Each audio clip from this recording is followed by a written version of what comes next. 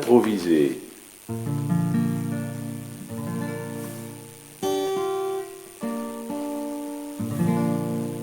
Oh Ave Maria, gratia plena, Dominus tecum, benedicta tu,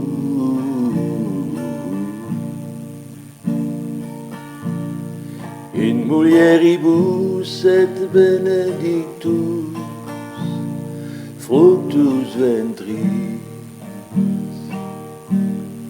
tui, Iesus.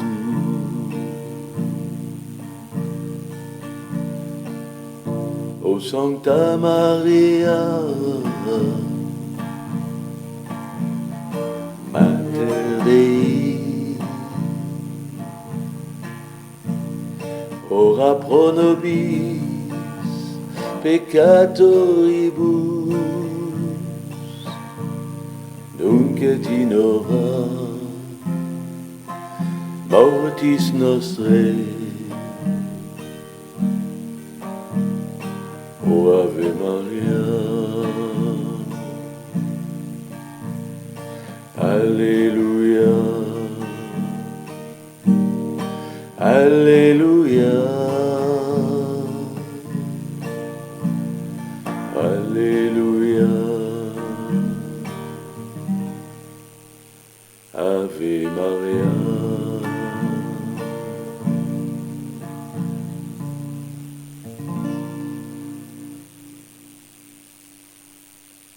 Bonne journée.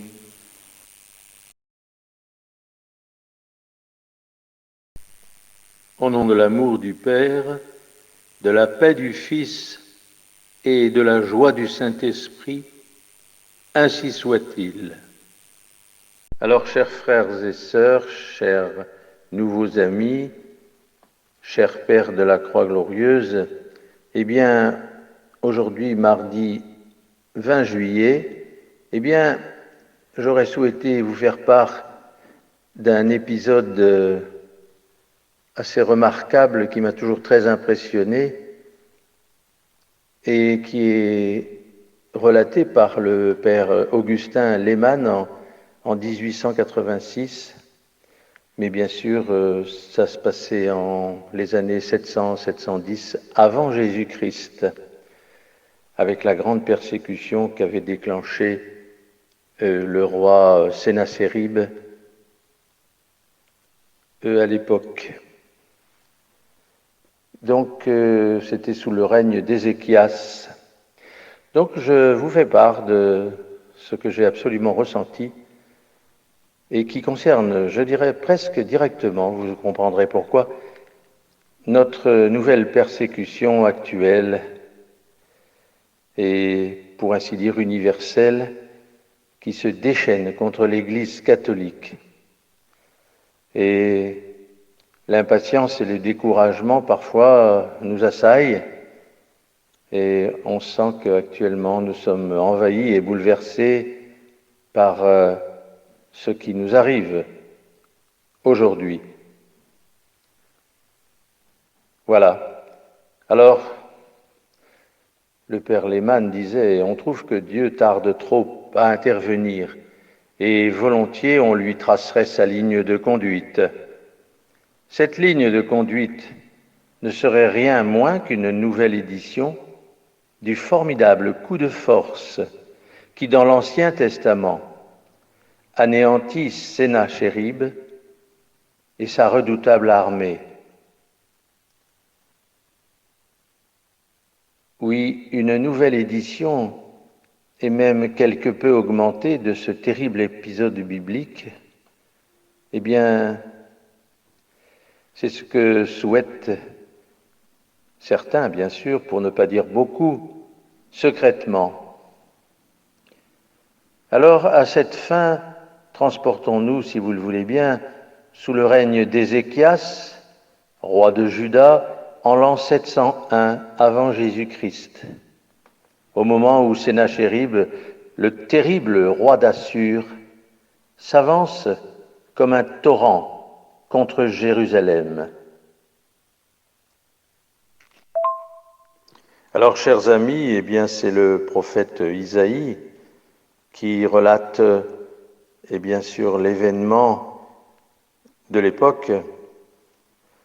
Et vous constaterez deux choses.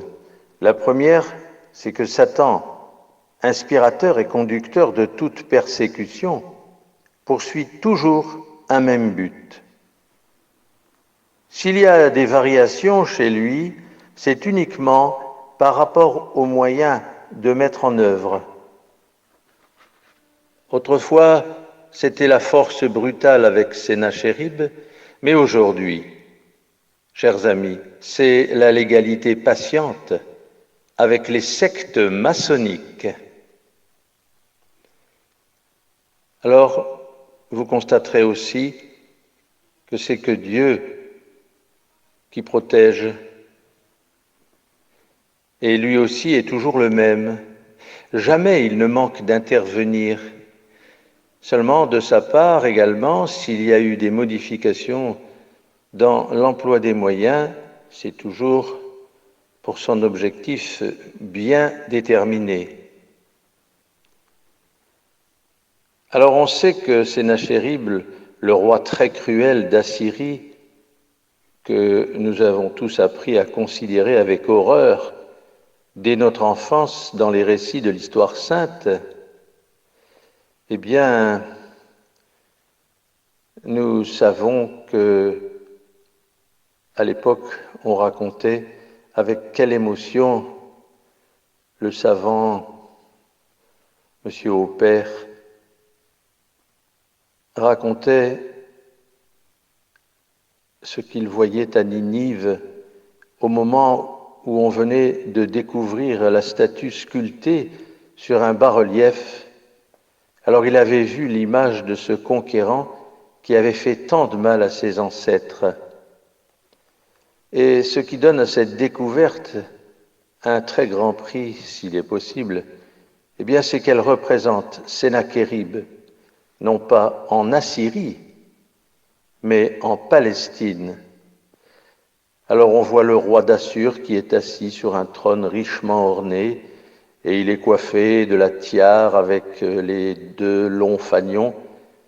Sa main droite levée est armée d'une flèche, et de sa main gauche, il tient l'arc qu'il appuie sur le marchepied de son trône. Son visage a l'air très sévère et dénote un guerrier sans merci, un conquérant implacable. Alors voici que sous le souffle de Satan, l'orgueil est monté au cœur de ce roi d'Assur. Son regard s'est tourné du côté de Jérusalem, Jérusalem, la ville sainte, et alors l'église du vrai Dieu. Jérusalem, où il lui était interdit d'aller. Seulement à l'époque, comme il n'obéissait pas, il est devenu le persécuteur. Et Isaïe avait dévoilé dans une de ses prophéties, 38 ans à l'avance, l'oracle de l'année 739, avant Jésus-Christ, sous le règne d'Achaz. Alors il nous faut imaginer, bien sûr, chers frères et sœurs, chers pères, que le roi Sennachérib marche sur Jérusalem sous le règne d'Ézéchias, et nous allons constater ensemble que ces projets sont aujourd'hui totalement identiques et repris par les sectes maçonniques. Alors, 4 projets se trouvaient secrètement nourris dans la tête du roi Sennachérib. Le premier projet, c'était de se substituer lui-même au maître suprême. Le second projet, c'était bien sûr de renverser Jérusalem. Jérusalem était le centre de l'Église juive, de même que Rome est devenue le centre de l'Église chrétienne. C'était le lieu prédestiné où le Seigneur avait accompli sur une même tête l'union du sacerdoce et de la royauté. Melchisédek, pontife et roi, n'y avait-il pas figuré dans son auguste personne ce que sont à Rome les vicaires du Christ à la fois pontife et roi? Alors renverser Jérusalem, bien sûr, à l'époque, c'était donc frapper au cœur le judaïsme. C'était bouleverser d'un seul coup toute l'économie du mosaïsme. Alors est-ce que Sennachérib, le roi, le savait? Est-ce qu'il était arrivé jusque-là dans ses calculs? Évidemment, il y a lieu d'en douter. Mais si le doute subsiste sur cette partie des plans du roi d'Assur, alors il a cessé d'exister par rapport à ceux des sectes maçonniques. Oui, mes amis, c'est bien le christianisme tout entier que, en mettant la main sur la Jérusalem du Tibre, les sectes maçonniques se sont proposées d'atteindre. Lorsqu'on est parvenu à s'emparer du cœur, n'est-on pas en droit de se flatter qu'on éteindra graduellement la vie à toutes les extrémités du corps? Au reste, eh bien, il y a un aveu qui s'était à l'époque échappé des loges. C'était lors d'un discours de clôture de session prononcé au convent de 1883 du Grand Orient de France par le franc-maçon, le frère Blatin, professeur à l'école de médecine de Clermont-Ferrand, et qui représentait, nous dirons, un peu tous les francs-maçons de France. Et il disait: ce jour-là, notre œuvre aura véritablement accompli ses destinées. Dans les édifices élevés de toutes parts depuis des siècles, aux superstitions religieuses et aux suprématies sacerdotales, nous serons appelés à notre tour à prêcher nos doctrines. Et au lieu des psalmodies cléricales qui résonnent encore, ce seront les maillets, les batteries et les acclamations de notre ordre qui en feront retentir les larges voûtes et les vastes piliers. Alors le troisième projet du roi d'Assur, Sennachérib, eh bien, c'était bien sûr d'effacer le nom du vrai Dieu. Et ne nous est-il pas possible aujourd'hui de penser que, après avoir fait à Jésus-Christ l'injure de le rabaisser jusqu'à l'assimiler à l'erreur et au schisme, jusqu'à traiter de superstition les bienfaits de sa mère, n'est-on pas aujourd'hui en train d'effacer le même nom du vrai Dieu?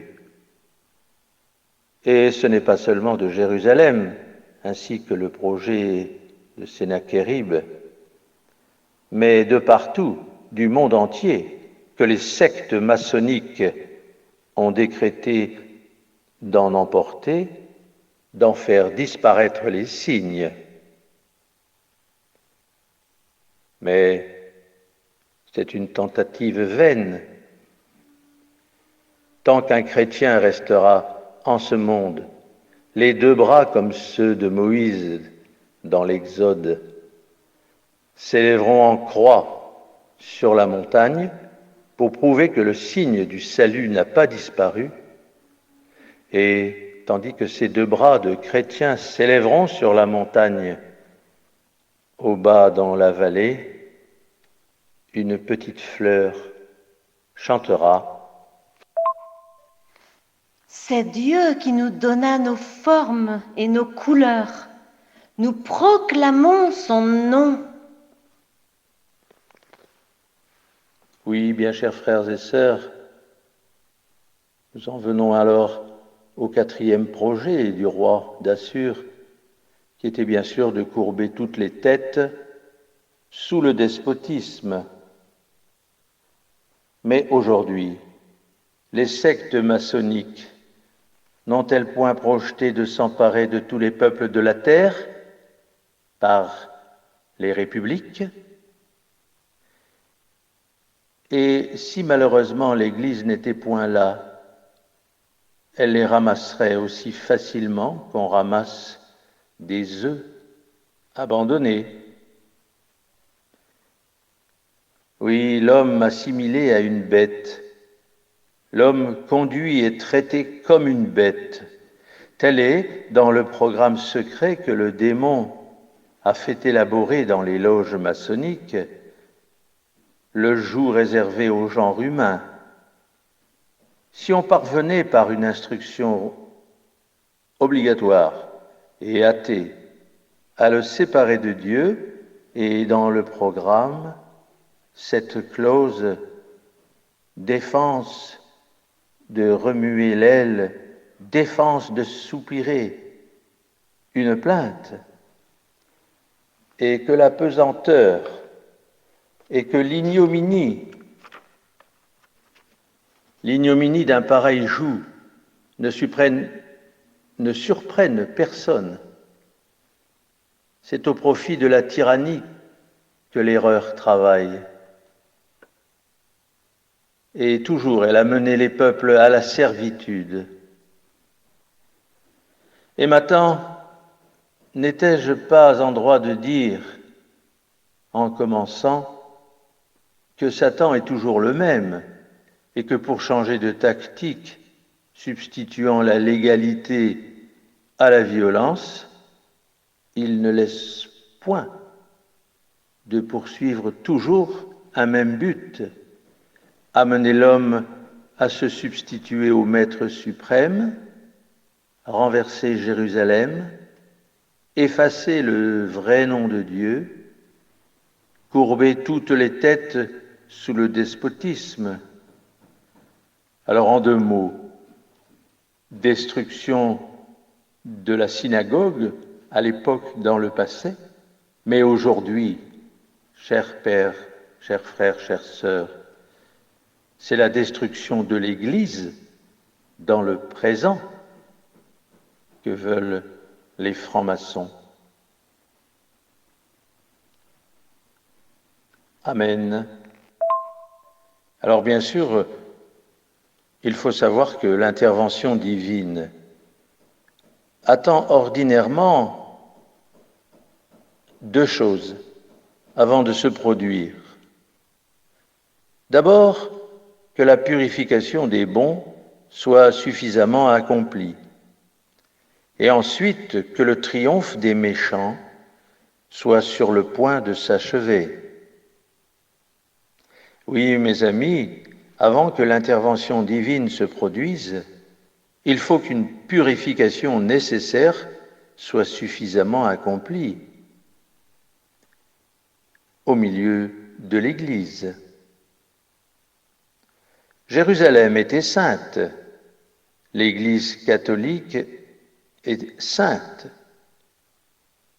mais les Juifs qui vivaient à Jérusalem, les chrétiens qui vivent dans l'Église, oublient parfois le décalogue, ils oublient parfois l'Évangile. Aujourd'hui, on ne parle plus trop du décalogue, on parle plus des droits de l'homme. Or, quand l'erreur menace d'envahir ou que la corruption gagne, Dieu, qui avant tout veut sauver les âmes, eh bien Dieu permet que souffle une persécution Mais, chers amis, sous le pouvoir de Dieu, qui sait convertir le désordre en ordre, la perturbation en harmonie, le mal en bien, il ne se borne qu'à purifier. Et alors les fronts s'inclinent, les lèvres s'entr'ouvrent pour prier, les consciences se déchargent, des mains depuis longtemps séparées se rapprochent pour se soutenir. Il y a de grandes souffrances, mais ces souffrances généreusement acceptées sont devenues expiatoires. L'œuvre de Dieu s'accomplit.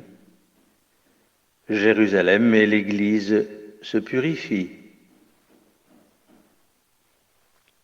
Alors, comment se fera l'intervention divine, me demanderez-vous?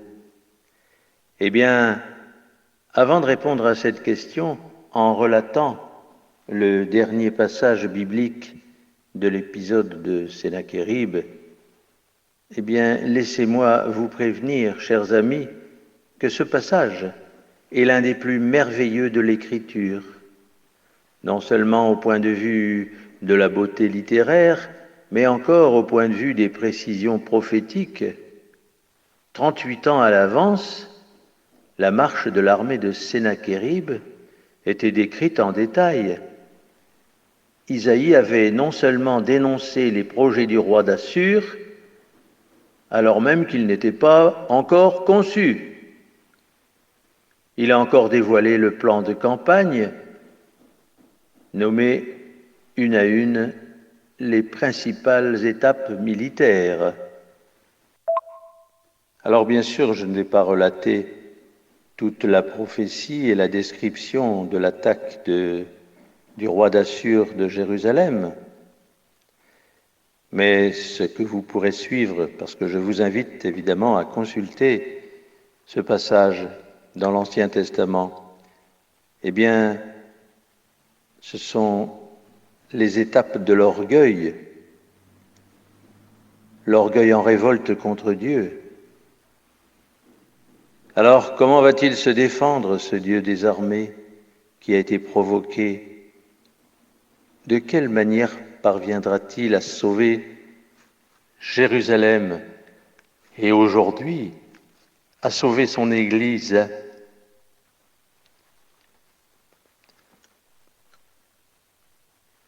Tout est perdu,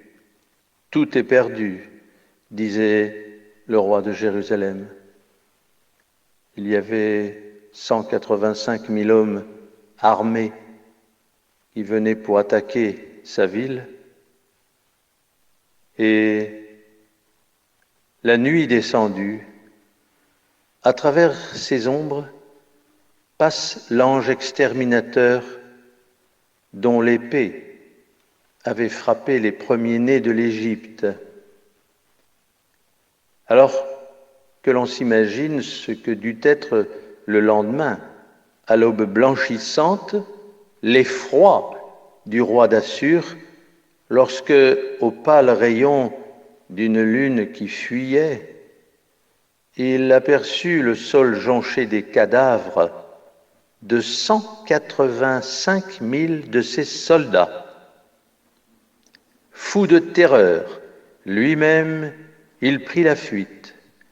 Le souvenir de Pharaon englouti s'est dressé alors devant lui.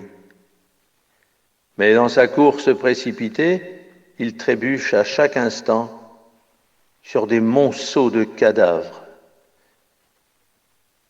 Alors laissons le fuyard regagner honteusement Ninive, la ville proche, où l'attendent d'ailleurs les glaives de ses 2 fils parricides. Alors de nos jours, eh bien, où nos républiques sont sur les continents d'une mer à l'autre et sur les mers d'un continent à l'autre, dans le monde d'un pôle à l'autre pôle, eh bien, prêtons l'oreille N'entendez-vous pas les clameurs d'impiété et les chants de triomphe? D'étape en étape, les sectes maçonniques semblent marcher à la splendeur.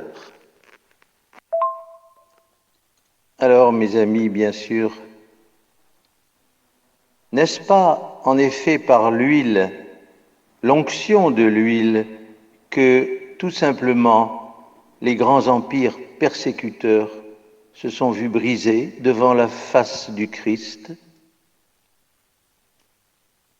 N'est-ce pas par l'onction de l'huile que Néron, Domitien, Dioclétien, Maxence, Julien l'Apostat et tous les empereurs ont été vaincus? L'épée d'un ange n'a pas eu besoin d'intervenir. Il a suffi de leurs propres actes aux méchants pour que Jésus-Christ les retourne contre eux. En sera-t-il toujours ainsi? Eh bien, le Seigneur sollicite par des fils de tonnerre, et ne pourrait-il pas donner quelques jours un échantillon de son ancienne manière d'intervenir dans l'Ancien Testament? Assurément, la puissance divine n'est point liée, et nous tenons de l'Écriture que, en tout cas, cette manière d'intervenir se reproduira au temps de l'Antéchrist, qui pour nous est pour très bientôt. Alors, un petit passage dans l'Ancien Testament dit « Le joug sera brisé par l'onction de l'huile ». Eh bien, en attendant ce terrassement suprême, l'ordinaire et pacifique intervention de Jésus-Christ, uniquement par l'onction de l'huile, dénoterait-elle chez Dieu un abaissement de puissance? Cependant, je voudrais vous rassurer, car c'est Saint Pierre qui a ajouté « Dieu n'est pas en retard dans l'accomplissement de ses promesses », ainsi que quelques-uns se l'imaginent. Mais s'il agit avec patience, c'est à cause de nous, ne voulant point qu'aucun périsse, mais que tous reviennent à lui par la pénitence. Donc, les promesses de Dieu s'accompliront.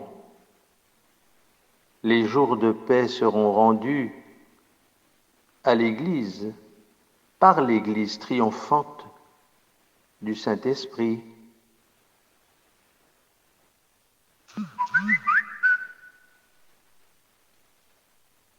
L'huile pénètre lentement, mais elle pénètre. Et le joug se trouve entamé. Voilà ces paroles de Monseigneur Augustin Lehmann que je vous ai transmises aujourd'hui avec un grand bonheur. Amen. Alors voilà, chers amis, eh bien, je voulais encore, pour terminer, je dirais, cette longue homélie, vous communiquer une nouvelle qui m'a bien sûr fort impressionné, que j'ai eue hier. Donc, j'ai appris que notre souverain pontife actuel avait annulé le motu proprio de Benoît XVI et que désormais, eh bien, la messe en latin dite de Saint Pie V ne serait plus d'actualité. Alors évidemment, je pleure, mais quelle joie de savoir que ça m'annonce directement que les événements ne vont plus tarder. Et donc, je rassure tous nos bons prêtres de la Croix glorieuse, de l'Église triomphante, nouvelle du Saint-Esprit, eh bien, oui, tout est pour très bientôt. Et bizarrement, cette nouvelle, je vous la communique le jour où, bien sûr, je parlais de l'attaque en 700 avant Jésus-Christ de Sennachérib qui voulait lui aussi détruire Jérusalem. Aujourd'hui, eh bien, nous n'allons pas abandonner, nous, la messe de Saint Pie V qui nous a été demandée parce que c'est celle qui est préférée par Dieu notre Père. Et nous accomplissons sa volonté. Amen.